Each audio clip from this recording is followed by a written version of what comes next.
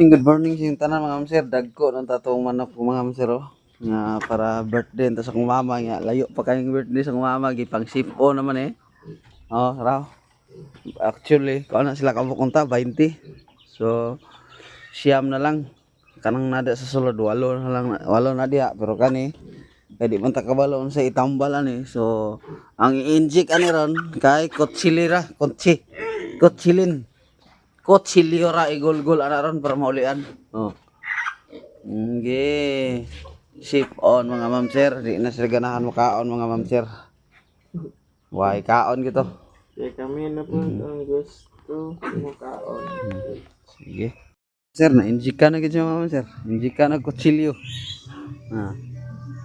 Basta mga inaani ng manuka mga ma'am sir no. Dili di pwede ni maani di ni parehas sa mga basilan o mga bisaya kay an kani sensitive kay dali ra kayo mga siponon.